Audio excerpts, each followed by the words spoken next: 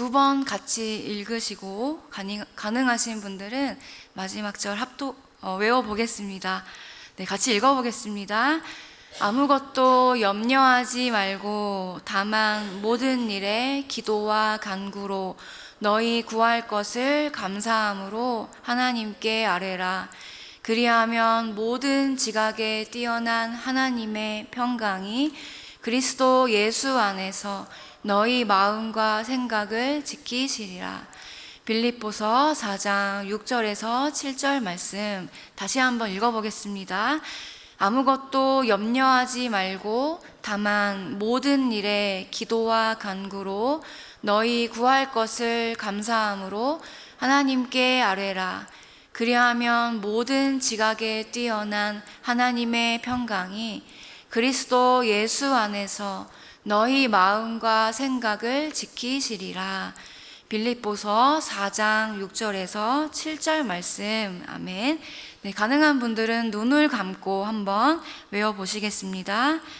아무것도 염려하지 말고 다만 모든 일에 기도와 간구로 너희 구할 것을 감사함으로 하나님께 아뢰라. 그리하면 모든 지각에 뛰어난 하나님의 평강이 그리스도 예수 안에서 너희 마음과 생각을 지키시리라. 빌립보서 4장 6절에서 7절 말씀. 아멘. 네, 오늘 본문은 고린도 후서 4장의 말씀입니다. 고린도 후서 4장 16절부터 18절까지 말씀을 저희들이 같이 한 목소리로 읽어보겠습니다. 그러므로 우리가 낙심하지 아니하노니 우리의 겉사람은 낡아지나 우리의 속사람은 날로 새로워지도다.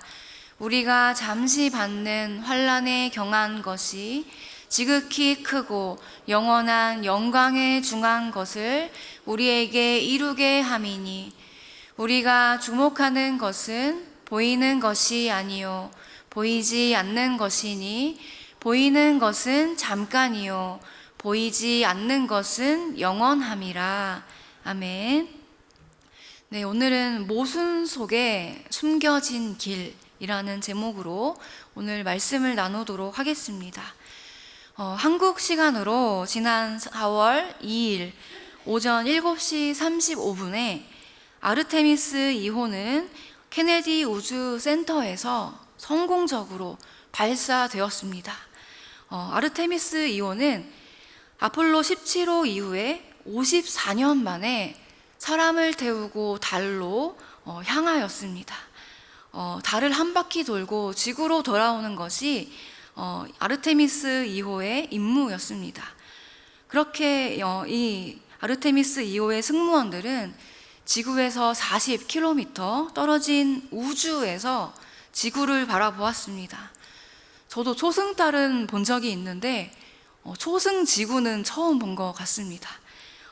그리고 우주에서 승무원들이 보내온 사진을 보면 지구는 칠흑 같은 어둠 속에 떠 있는 푸른 구슬 같다라는 생각이 들었습니다.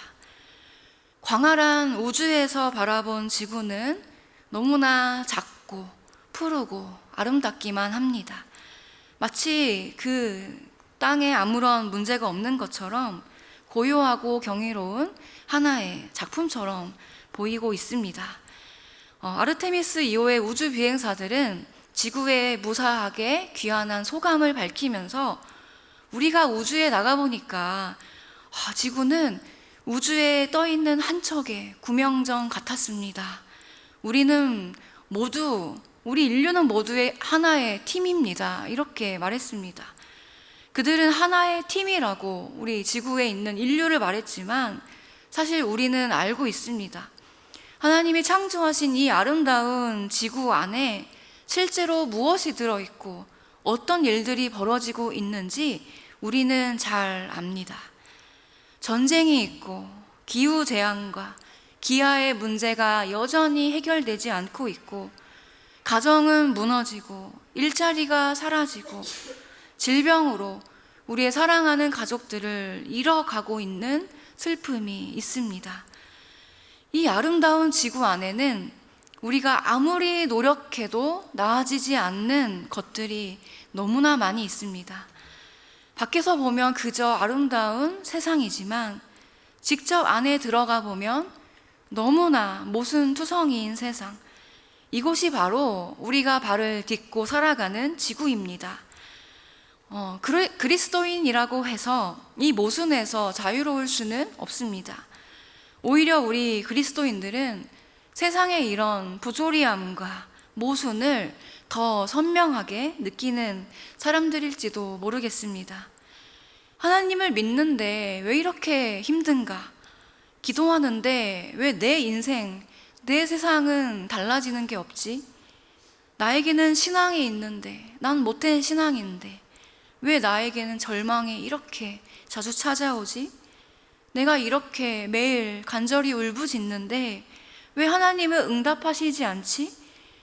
하나님을 믿는데도 여전히 고통이 있는 현실, 이것이 우리 인생의 모순입니다. 하지만 하나님은 사도 바울을 통하여서 이렇게 말씀하셨습니다. 우리가 낙심하지 아니하노니 너희들은 낙심하는 사람들이 아니다. 이것이 어떻게 가능할까요? 사도 바울은 우선 우리 인생의 모순을 피하거나 부정하지 않았습니다. 우리가 모순적인 상황 속에서 절망에 빠지지 않으려면 길을 찾기 위해서는 먼저 모순을 직면해야 합니다. 16절에 나오는 모순은 이것이었습니다. 겉사람은 낡아지나 속사람은 날로 새로워진다. 이해가 잘 안 되죠. 먼저 바울은 사람을 겉사람과 속사람으로 두 존재로 구분하고 있습니다. 우리의 존재 자체가 둘 중에 하나면 고민이 없을 텐데 두 존재를 다 가지고 있기 때문에 인간이라는 자체가 모순적인 존재다라는 것을 알려주고 있는 것입니다. 겉사람은 잘 알고 계시듯이 겉에 외적으로 보이는 존재를 의미합니다. 속사람은 우리의 눈에 보이지 않습니다. 영적인 존재입니다. 그리고 겉사람은 겉으로 보이는 몸뿐만이 아니라 주변 환경에 영향을 받는 것, 그런 한계에 다다르는 그 상태, 이 모든 것을 말합니다. 그리고 겉사람은 반드시 영원하지 않다고 말을 하고 있습니다. 언젠가는 쇠하여지고 악화되고 무너지는 것이 겉사람의 성격입니다. 반면에 속사람은 눈에 보이지 않기 때문에 사람들이 잘 신경 쓰지 않습니다. 우리의 영혼의 상태, 하나님과의 관계, 믿음, 영적인 부분이기 때문입니다.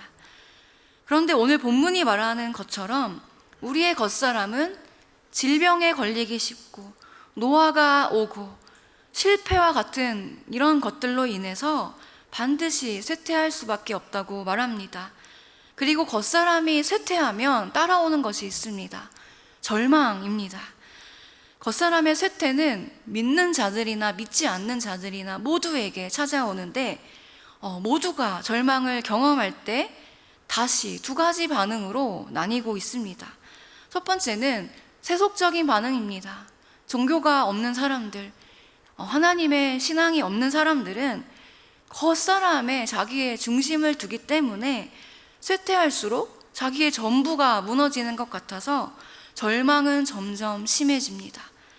반면에 참된 기독교인들, 이 바울과 같은 관점을 가진 사람들은 겉사람이 쇠퇴하는 것은 조금 쓸쓸하고 아쉽지만 그래도 우리의 영혼, 우리의 속사람은 새로워진다는 것을 압니다. 바울이 이렇게 겉사람에 대해서 잘 알고 설명하는 이유는 그 자신이 먼저 육체의 고난을 많이 경험한 사람이었기 때문입니다. 바울은 열심히 사역했습니다. 그러나 하나님은 육체의 가시를 제해주지 않으셨고 많은 고난을 당했습니다. 그래서 고린도후서 4장에서 이렇게 고백하고 있습니다. 우겨쌈을 당해도 난 쌓이지 않았다. 나는 과거에 답답한 일도 당했는데 난 낙심하지 않았다. 박해도 많이 당했는데 난 하나님께 버림받지 않았다. 사람들이 날 거꾸러뜨림을 당했는데 봐봐라, 나는 망하지 않았다라고 말하고 있습니다. 자신의 모순적인 상황을 너무나 바울은 잘 알았고 이렇게 계속 설명해 줍니다. 특별히 여기는 4가지 모순의 쌍이 나옵니다. 이것을 보면 바울은 문제가 왔을 때 그것을 부정하고, 어떻게 나한테 이런 일이 있을 수 있어? 하나님 어떻게 나한테 이러실 수 있어? 하면서 현실을 부정하는 것이 아니라 모순을 없는 것처럼 사는 그런 신앙인이 아니었습니다. 바울은 항상 문제와 이 상황을 직면했고 인정하고 그 모순을 통과하는 사람이었습니다. 하나님은 이런 세상의 모순들, 이 지구, 아름다운 지구 안에 있는 문제들을 보실 때 어떤 생각이 드실까요? 그것으로 인해서 우리 믿는 백성들이 절망하고 믿는 자들이 힘들어하는 것을 보실 때 막막하고 어떻게 해결해야 될지 모르겠고 두려우실까요? 그게 아니죠. 하나님에게는 이런 문제가 아무 문제가 되지 않으십니다. 그래서 우리가 이런 모습을 직면하기 시작한다면 불신자들처럼 길을 못 찾고 우왕좌왕 하는 것이 아니라 이제는 하나님께 이 문제를 그대로 가지고 가야 아무도 쉽게 찾을 수 없는 그 살 길을 발견할 수 있는 것입니다. 그래서 우리는 모순을 직면한 후, 나의 이 존재를 마주한 후에는 다음 단계로 넘어가야 합니다. 바로 우리의 시선, 우리가 주목하는 방향을 바꿔야 한다는 것입니다. 17절에서 바울은 놀라운 말씀을 우리에게 하고 있습니다. 환난은 잠시이며 환난은 경한 것이다. 아주 가벼운 일이다. 별거 아니다. 말하고 있는 것이죠. 이 말씀은 하나님이 우리에게 너희들 같이 하찮은 피조물이 당하는 그 작은 고난은 나한테 아무것도 아니야 라고 이렇게 무시하시는 말씀이 아닙니다. 비교하시는 것입니다. 너희가 앞으로 받을 그 천국의 영광과 비교한다면 지금 너희들이 최악이라고 생각하는 이 고난 아무것도 아니다 라고 말씀하시는 것입니다. 그리고 17절 끝에 고난이 영광을 이루게 한다라는 표현을 주목해야 합니다. 우리가 시야가 겉사람 그리고 문제에만 집중해 있을 때에는 고난이 우리를 괴롭히는 도구, 우리의 뭔가 좋은 거를 소모시키고 깎고 우리를 손에 입히는 도구라고만 생각했다면, 우리가 시선을 바꿨을 때 이 고난이 우리에게 어떤 좋은 것을 가져다 주는 도구이구나 생각하게 된다는 것입니다. 만약에 우리가 고난을 당했는데 천국에 갔을 때 아무런 보상도 없고 칭찬도 없다면 우리는 너무 괴롭겠죠. 하지만 분명히 고난의 방향이 영광과 상에 있다는 것을 깨닫게 될 때 우리는 아무리 우리의 상황이 모순적일지라도 낙심하지 않을 수 있습니다. 하나님은 바울을 통해 로마서에 가서 5장에서 고난의 방향이 또 어디로 흘러가는지 구체적으로 설명해 주십니다. 2절에서는 우리가 믿음으로 하나님의 영광을 바라고 즐거워한다 말하면서 3, 4절에 고난의 방향이 설명됩니다. 환난은 인내를 길러내고 인내는 연단을 통과하게 해주고 연단은 소망을 이루게 한다는 것입니다. 소망은 반드시 천국의 소망일 것입니다. 그런데 이 방향은 저절로 다음 단계로 가지 않습니다. 4절 끝부분에 뭐뭐 하는 줄 알미로다, 이것이 중요한 것입니다. 하나님은 이 단계, 고난의 방향이 있다, 고난에는 항상 도달하는 곳이 있다라는 것을 아는 자에게 이것을 이루어 주신다는 것입니다. 그 사람에게는 더 이상 고난은 소모도 아니고 힘든 일도 아니고 모순도 아닌 나의 천국의 소망을 이루는 과정으로 보이게 되는 것입니다. 하지만 대부분의 불신자들, 그리고 교회 안에 있지만 여전히 이런 것을 모르는 분들은 영광의 단계, 이것을 믿지도 못하고 생각하지도 못합니다.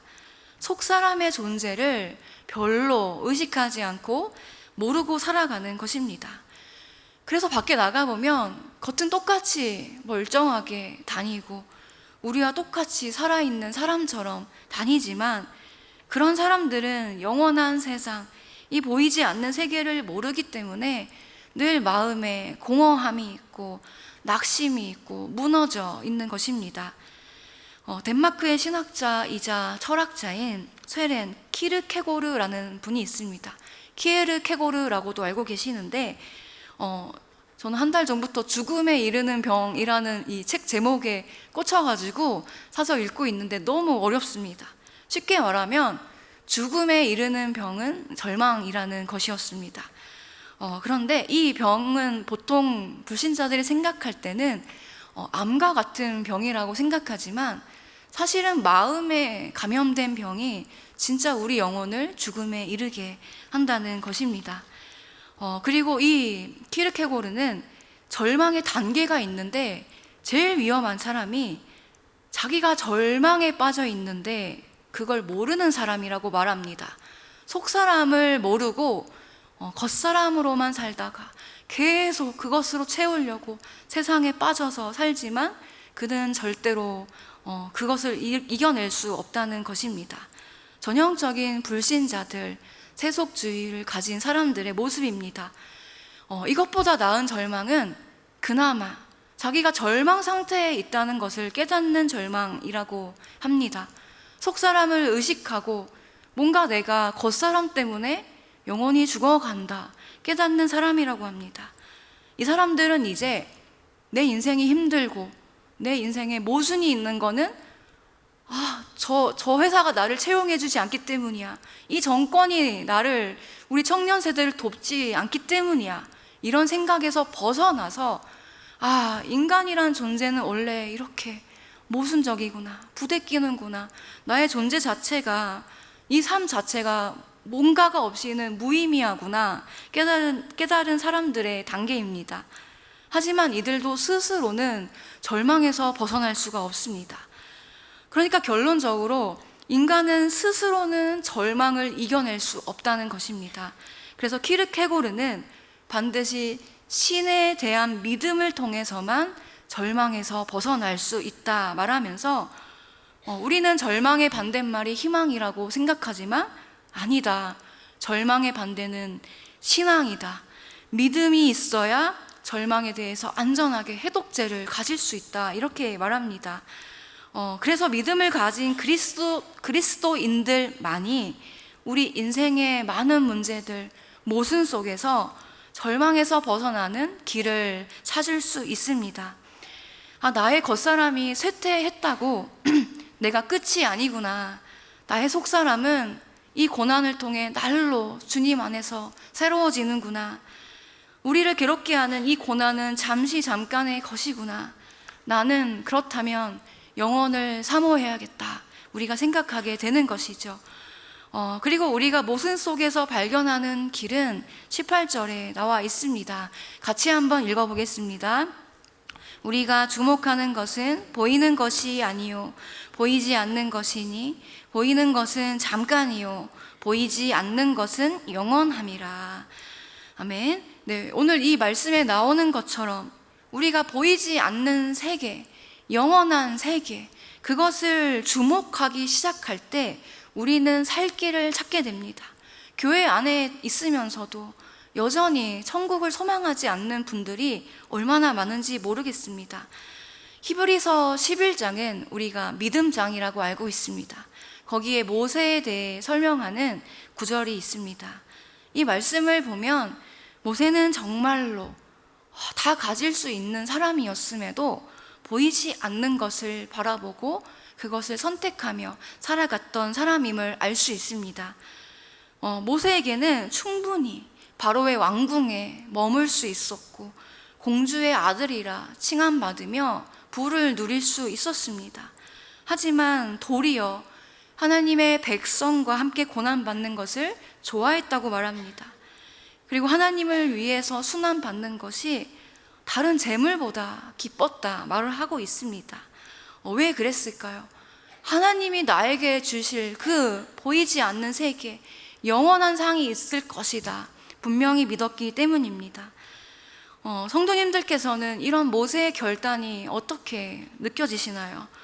성도님들이라면 하나님의 상을 바라보며 그런 왕궁의 지위와 안락함과 부를 포기하고 광야로 나가 살 수 있으신가요? 공주의 아들의 자리에 내려와서 다 멸시하는 그 히브리인 중에 한 사람으로, 잊혀진 사람으로 지낼 용기가 있으신가요? 모세의 이런 결단은 무모하거나 미련한 결단이 아니었습니다. 하나님이 기뻐하시는 결단이었습니다. 우리도 모세처럼 눈앞의 유익보다 더 크고 영원한 실제, 천국을 보고 선택하며 살아갈 수 있었으면 좋겠습니다. 네, 마지막으로 지금 이 자리에도 인생의 모순 속에, 모순 안에 살아가는 분이 계실 것 같습니다. 기도해도 안 되는 거, 그래서 자녀가 따져도 내가 해줄 말이 없는 그 상황, 내가 믿었는데 무너지고 있는 것들, 신앙이 있어도 늘 내 마음 한켠에 자리 잡은 절망, 그럴 때 우리는 어떻게 해야 할까요? 하나님은 우리가 하나님께 부르짖기를 원하십니다. 시편 기자는 22편에서 1절에서 이렇게 말했습니다. 나의 하나님이여 어찌 나를 버리셨나이까? 어찌 내가 도와달라고 할 때 나를 돕지 않고 멀리 하셨습니까? 어떻게 내가 그렇게 우는데 나의 신음소리를 듣지 아니하십니까? 이렇게 사실은 원망하며 부르짖었습니다.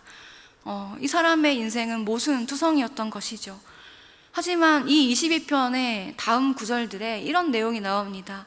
24절입니다. 같이 한번 읽어보겠습니다. 그는 공고한 자의 공고를 멸시하거나 싫어하지 아니하시며 그의 얼굴을 그에게서 숨기지 아니하시고 그가 부르짖을 때에 들으셨도다. 아멘. 하나님은 마치 우리의 인생에, 우리의 기도에 응답하지 않는 것처럼 보이셨지만 사실은 듣고 계셨습니다. 시편 저자도 이 장이 끝나기 전에 깨달았습니다. 속사람을 새롭게 하심을 경험했기 때문입니다. 하나님은 여러분의 신음소리에, 절규에 함께하고 계셨습니다. 마치 모순처럼 보이는 믿는 자로서 이 하나님의 침묵을 마주할 때, 그러나 하나님은 여전히 듣고 계셨고 보고 계셨고 일하고 계셨습니다. 성경에 많은 인물들이 나옵니다. 바울, 욥, 야곱, 요셉. 이들도 모순이 없는 삶을 살지 않았습니다. 그들은 우리보다 더 많은 환난을 당했지만 그런 이해되지 않는 인생의 문제 속에서도 하나님 앞에 나아가 서려고 했던 사람들입니다. 그리고 고난을 직면하고 통과하는 과정 가운데에서 옛사람만 죽은 것이 아니라 속사람이 날로 새로워졌습니다. 오늘 사도 바울의 낙심하지 말아라 라는 말은 실제로는 안 괜찮겠지만 좀 괜찮은 척하며 살아라, 이것이 아닙니다. 하나님은 오늘도 모순투성이로 살고 있는 세상에서 힘들어하는 우리에게 너의 겉사람이 낡아지는 바로 그 자리에서 너의 속사람이 새로워지는 기적이 일어나고 있단다. 그러니 낙심하지 말고 보이지 않는 것에 시선을 고정해라. 지금 넌 모르겠지만 하늘의 영원한 것이 잠깐인 그것을 이기고 있다. 그리고 너무 힘들 땐 나에게 부르짖어라. 이렇게 말씀하고 싶으신 것입니다. 사랑하는 성도 여러분, 먼 우주에서 바라본 지구는 너무나 아름다웠습니다. 그리고 하나님께서는 그 안에서 모순 속에 길을 찾아가는 우리를 바라보고 계십니다. 오늘도 믿음을 가지고 열심히 절망과 고난과 겉사람과 씨름하고 있는 그 자리에서 하나님은 우리의 속사람을 새롭게 만드는 작업을 하고 계실 것입니다.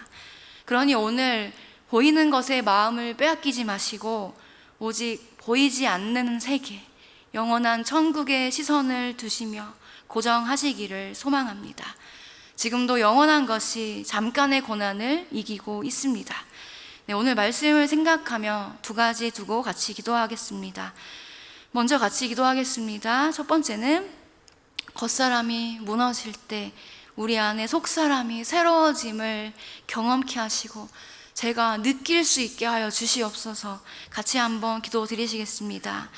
하나님 아버지 감사합니다. 주님, 오늘 말씀을 통하여서 우리의 인생 속에 있는 모순을 하나님 그냥 지나치지 않고 다시 자세히 들여다보게 하시니 감사합니다.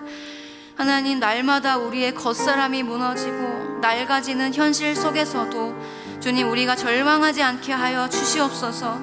우리의 겉사람은 낡아지고 후패하나 우리의 속사람은 날마다 새로워질 수 있도록 주님의 은혜를 허락하여 주시옵소서. 주님의 사랑이 없이는 우리는 조금도 회복될 수 없음을 고백합니다. 주님, 우리를 새롭게 하여 주시옵소서. 삶의 여러 가지 문제로 지쳐있는 그런 모습으로 이 자리에 나오신 성도님들에게 힘을 주시옵소서. 다시 주님의 사랑으로 일어나 길을 찾아 걸어갈 수 있도록 주여 도와주시옵소서. 네, 한 번 더 기도하시겠습니다. 보이는 것이 아니라 보이지 않는 영혼을 바라보는 제가 되게 도와주시옵소서. 같이 한번 기도하겠습니다. 하나님 아버지, 우리는 너무나 연약합니다. 주님, 매일 아침 주님의 말씀을 큐티하고 묵상할지라도 또 하나님, 세상에 나가면 그것들만 바라보고 있는 우리입니다. 하나님, 우리는 보이는 것에 연연하며 그것에 온통 신경을 쓰고 있습니다. 하나님, 그러나 우리는 하나님을 믿는 자들입니다. 이제는 우리가 보이는 것에 마음을 빼앗기지 않게 하여 주시고 영원한 저 천국을 바라보는 믿음이 있게 하여 주시옵소서. 사랑하는 우리 성도님들, 모순처럼 보이는 현실 속에서도 지금도 여전히 주님의 뜻이 이루어지고 있음을 붙들 수 있게 도와주시고 끝까지 절망을 이겨내는 믿음으로 살아나가게 하여 주시옵소서. 기도하시겠습니다. 하나님 아버지 감사합니다. 오늘 말씀을 통하여 우리 삶 속에 있는 모순을 회피하지 않고 못 본 척하지 않고 다시 바라보게 하심에 감사드립니다. 우리의 겉사람이, 우리의 상황이 무너지는 현실 속에서도 지금도 여전히 우리를 보고 계시고 듣고 계시고 속사람을 날로 새롭게 하시는 하나님을 믿게 하여 주시옵소서. 하나님, 우리는 세상 사람처럼 살지 않고 싶습니다. 보이지 않는 영원을 바라보며 살아가게 하여 주시고 우리에게 주신 이 고난이 하나님이 우리를 미워해서 벌 주기 위해서 주신 것이 아니라 이것을 통하여 우리가 영광으로 갈 수 있음을 믿고 이 길을 불평하지 않고 기꺼이 즐거움으로 걸어갈 수 있게 도와주시옵소서. 지금도 각자의 자리에서 눈물로 싸우며 살아가는 성도님들을 기억하여 주시고 우리 백석대학교의 성도님들 한 분 한 분 새롭게 속사람을 새롭게 하여 주시옵소서. 이 모든 간구를 우리 주 예수 그리스도의 이름으로 기도드립니다.